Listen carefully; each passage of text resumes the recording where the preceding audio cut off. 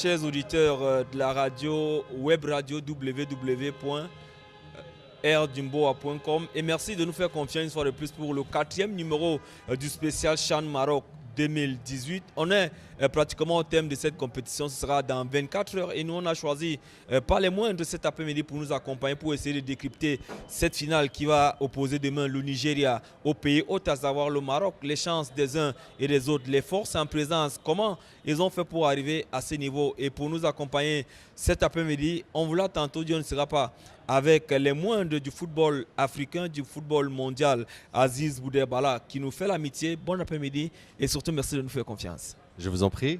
Et là, Aziz Boudebala, on va un peu parler de vous. Ça fait un moment, on vous retrouve autour de l'organisation de ce CHAN. Vous êtes là.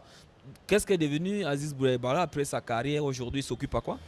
Bah écoutez, moi j'ai terminé ma carrière en 96 et depuis, bien sûr, je me suis occupé surtout, j'ai fait beaucoup de télévision. Ici au Maroc, j'ai fait des émissions dont une vraiment qui a fait le buzz pendant presque pendant 6 ans. Ça s'appelait le pied au nord. C'est la détection de jeunes talents. Ça se passait pendant 6 mois à la télévision marocaine. Et donc, pendant de cette émission, on a eu quand même une quinzaine de joueurs, de jeunes talents qui ont intégré des clubs professionnels et qui jouent d'ailleurs en championnat national en ce moment. J'ai occupé des postes comme directeur technique du WAC, du WIDAD, et aussi champion d'Afrique. Exactement. Et puis directeur sportif de l'équipe nationale du Maroc. Et en ce moment, je suis membre du bureau fédéral à la Fédération royale marocaine. On va dire, vous vous sentez à l'aise dans ces fonctions parce que reconversion réussie, lorsque en 5 ans vous dénombrez pratiquement 15 jours au niveau du football d'élite, qu'est-ce que ça vous fait à chaque fois lorsque vous êtes sollicité pour servir ce football marocain? Écoutez, c'est que si vous voulez, on a eu beaucoup de chance d'avoir un président de la fédération à la personne de M. Fawzi Rja, parce depuis qu'il était à la tête de la fédération, il a révolutionné le football national et puis lui, il essaye d'intégrer beaucoup d'anciens anciens joueurs internationaux. Et non seulement ça, c'est que avec la direction technique nationale, il y a tout un programme de formation, que ce soit pour les jeunes et pour les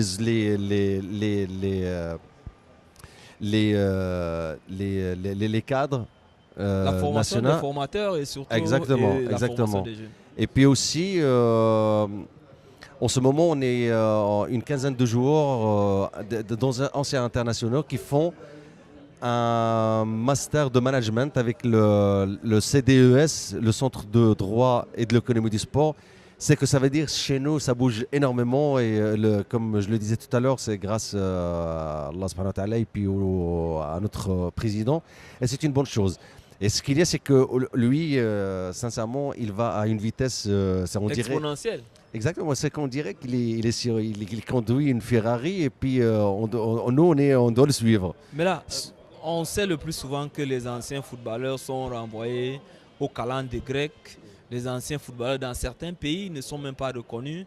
Le Maroc est engagé dans ce vaste chantier, à savoir l'organisation de la Coupe du Monde 2026. On sait que vous êtes véritablement concerné. Est-ce que vous commencez déjà à penser, jouons, ce sera demain pour défendre cette candidature? Oui.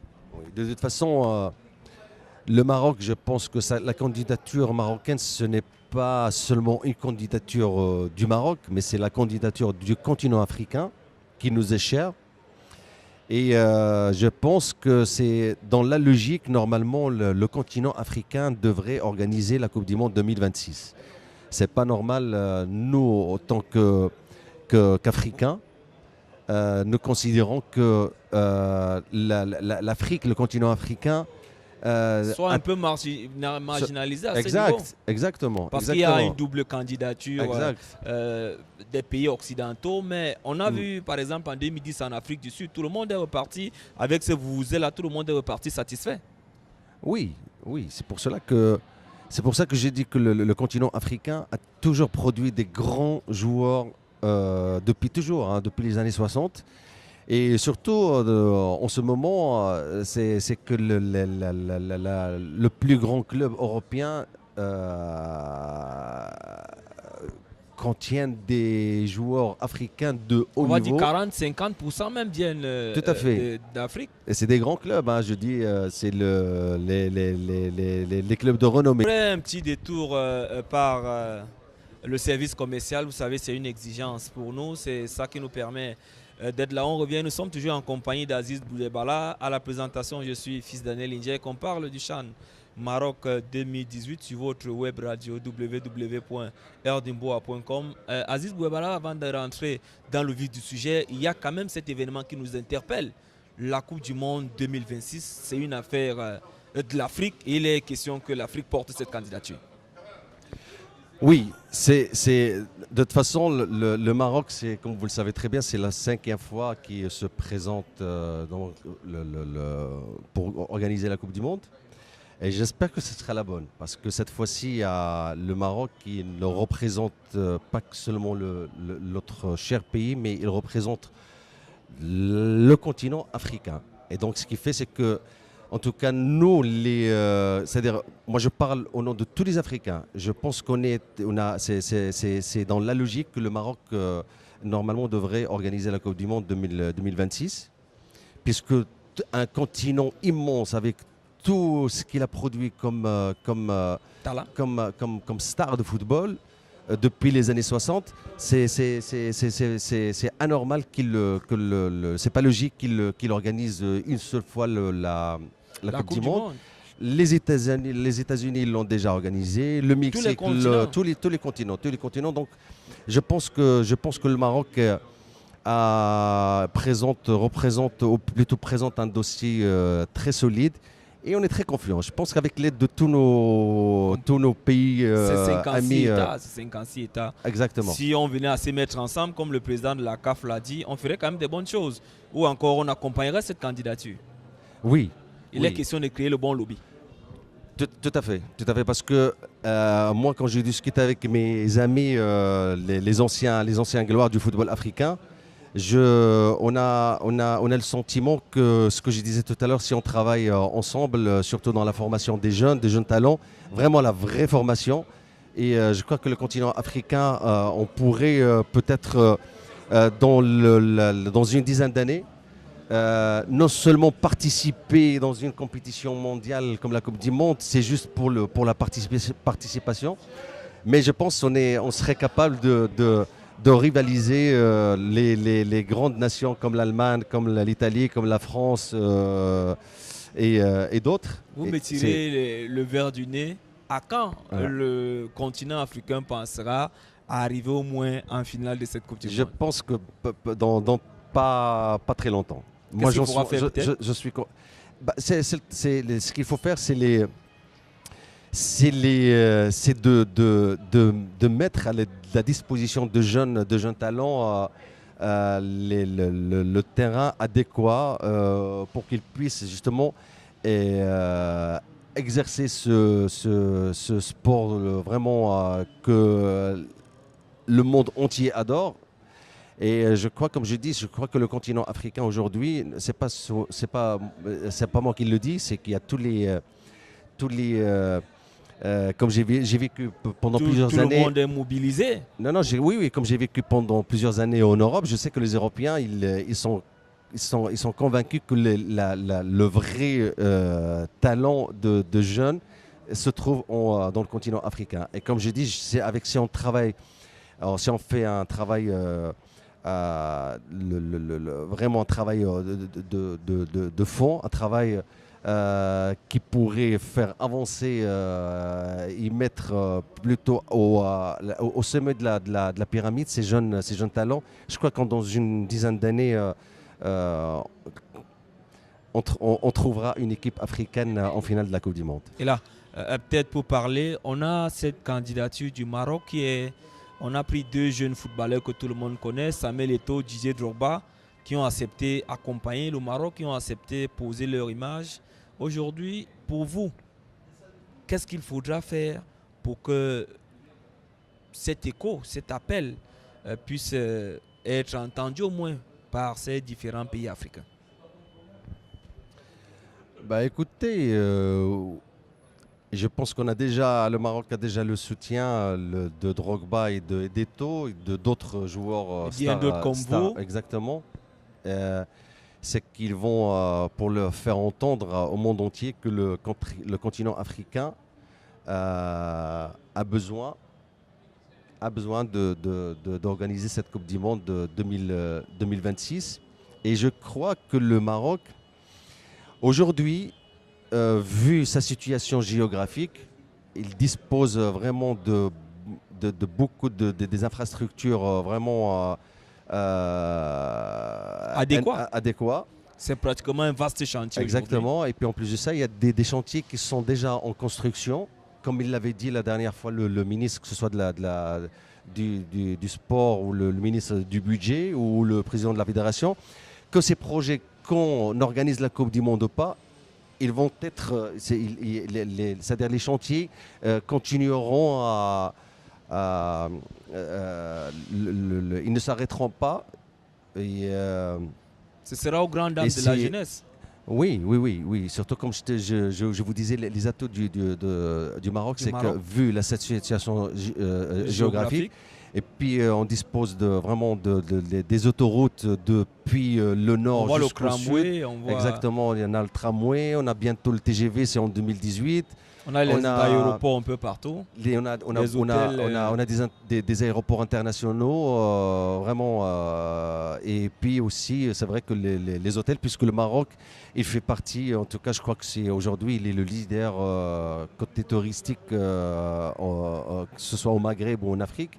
Je pense que le Maroc, il a beaucoup de chances d'avoir cette Coupe du Monde 2026. Et puis autre chose, c'est que les Européens, pratiquement tous, ils vont soutenir le Maroc, puisque nous savons tous que toutes les fédérations et les footballeurs aussi n'aimeraient pas se déplacer, font des longs trajets pour le déplacement. Et puis aussi le décalage horaire, ça va.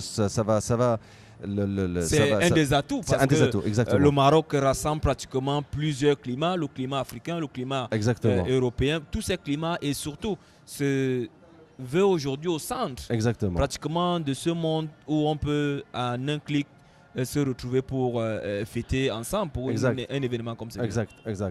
Mais je voudrais quand même, pour avancer, que vous fixiez droit à cette caméra pour lancer votre appel aux Africains de soutenir, d'accompagner le Maroc dans cette candidature, surtout qui sera décidée au mois de juin prochain. Bah, écoutez, de toute façon, comme je ne cesse de le dire, que la candidature marocaine, c'est une candidature africaine. Et je pense que tous les pays, nos amis africains vont le soutenir. Et parce que c'est pas seulement l'avenir du Royaume du Maroc, mais c'est l'avenir de l'Afrique. Et je pense que je ne cesse de le dire et je suis convaincu que si on travaille la main dans la main, je pense qu'on pourrait vraiment voir une équipe africaine dans très peu d'années en finale de la Coupe du Monde. Et je vous embrasse très fort. En attendant que ce rêve soit réalisé, on est au Maroc actuellement en ce moment. Nous sommes en train de fêter à l'occasion du 5e CHAN Maroc 2018. C'est peut-être un galop d'essai pour ces pays qui est le Maroc. Je voudrais, avec vous, qu'on essaie de parler, nous sommes à 24 heures de cette finale qui va se disputer au stade Mohamed V, qui opposera la formation du Nigeria à celle du Royaume chérifien, à savoir le Maroc. Tout d'abord, est-ce que vous pouvez nous faire une analyse de cette compétition sur le plan global, sur le plan du niveau et sur le plan même du comportement des uns et des autres? Bah écoutez, je crois que on a vu beaucoup de situations dans plusieurs matchs. On a vu des matchs vraiment de haut niveau, on a vu des matchs à niveau bas, on a vu des jolis buts, on a aussi vu bien sûr une équipe du Maroc qui a effectué quand même ici à Casablanca des matchs D'une énormes. haute facture. Tout à fait, tout à fait. Par exemple, cette demi-finale. Oui, et surtout, on a constaté que l'équipe du Maroc, à chaque fois quand il se sent un petit peu, par exemple, il se sent un petit peu menacé, dès qu'il augmente un petit peu le rythme, donc il arrive à s'en sortir. Mais ce qu'il y a, c'est que ce qui me plaît, moi, dans cette compétition, c'est que euh, c'est vrai qu'au niveau du rythme, on a vu au niveau du rythme, c'était souvent un rythme très très très bas. Mais par contre, au niveau individuel, on a vu beaucoup de joueurs africains qui jouent, des joueurs africains locaux, qui disposent des qualités énormes. Et je pense qu'avec un petit peu de travail de fond, ils pourront vraiment rejoindre des grands clubs européens. C'est pour cela que moi, en tout cas moi personnellement, j'ai très très confiance pour nos jeunes talents africains, pour notre football africain Et là, à l'avenir. on a vu cette compétition qui a révélé ce jeune Mohamed El Kabi, Oui. qui pensait, qui crut, il était pratiquement le deuxième ou le troisième choix.